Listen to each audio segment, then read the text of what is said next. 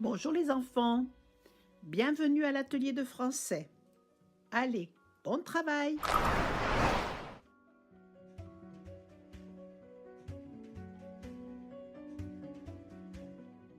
Alors nous allons reprendre aujourd'hui la belle histoire de Hans et Gretel. Donc lisez bien en articulant, en vous arrêtant à la ponctuation et en reprenant votre souffle. Quand la lune se leva, ils se mirent en route. Mais les deux enfants marchèrent toute la nuit et le jour suivant, sans trouver à sortir de la forêt. Ils mouraient de faim, n'ayant à se mettre sous la dent que quelques baies. Ils étaient si fatigués que leurs jambes ne voulaient plus les porter. Ils se couchèrent au pied d'un arbre et s'endormirent. Ils reprirent leur marche, s'enfonçant toujours plus avant dans la forêt. À midi, ils virent un joli oiseau sur une branche, blanc comme neige. Il chantait si bien que les enfants s'arrêtèrent pour l'écouter. Quand il eut fini, il déploya ses ailes et vola devant eux. Ils le suivirent jusqu'à une petite maison, sur le toit de laquelle le bel oiseau blanc se percha. Quand ils s'en approchèrent, ils virent qu'elle était faite de pain et recouverte de gâteaux. Les fenêtres étaient en sucre. « Nous allons nous régaler, dit Hansel, et faire un repas béni de Dieu. Je vais manger un morceau du toit. Il a l'air d'être bon. » Hansel grimpa sur le toit et en arracha une petite portion pour goûter. Gretel se mit à lécher les carreaux. Tout à coup, la porte s'ouvrit et une femme, vieille comme les pierres, s'appuyant sur une canne, sortit de la maison. Hansel et Gretel eurent si peur qu'ils laissèrent tomber tout ce qu'ils tenaient dans leurs mains. La vieille secoua la tête et dit « Hé, chers enfants, qui vous a conduit ici?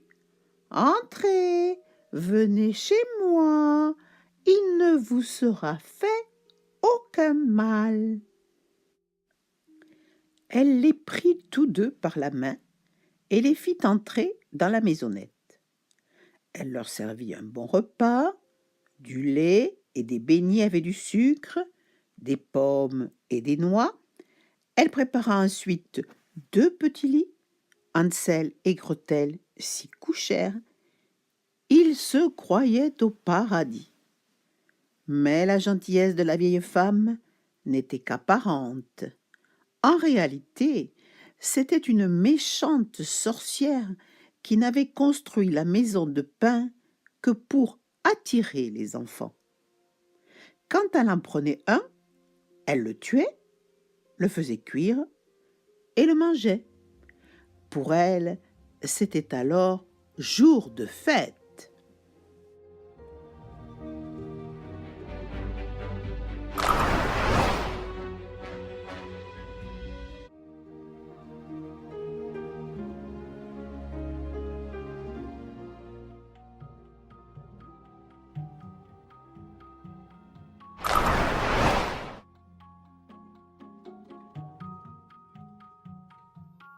Bonjour et bienvenue sur la plateforme de soutien scolaire jerévise.fr.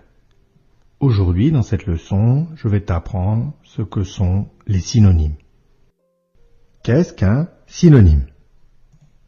Eh bien, un synonyme, c'est un mot qui a le même sens ou un sens proche, un sens voisin d'un autre mot. Prenons quelques exemples. Je prends le mot bateau et je peux trouver des mots qui ont le même sens ou un sens très proche du mot bateau. J'obtiens par exemple navire, voilier, barque. Tu peux trouver d'autres mots et tu remarques que ces mots sont bien des mots très proches du mot bateau ou des mots qui ont le même sens. On appelle cela des synonymes du mot bateau. Autre exemple, le mot beau. Là aussi, je peux trouver des mots très proches ou qui ont un sens voisin, voire même le même sens. Par exemple, mignon, ravissant ou joli. Ce sont des synonymes du mot beau. Dernier exemple, diminuer. Là aussi, je peux trouver un synonyme, donc un mot qui a le même sens ou un sens très proche. Par exemple, réduire ou amoindrir. Donc réduire et amoindrir sont des synonymes du mot diminuer. Alors, attention, un mot et son synonyme ont toujours la même nature. Ça veut dire quoi? Eh bien, c'est très simple. Le synonyme d'un nom est un nom.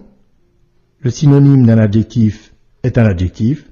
Le synonyme d'un verbe est un verbe. Alors retiens bien, un mot et son synonyme ont toujours même nature.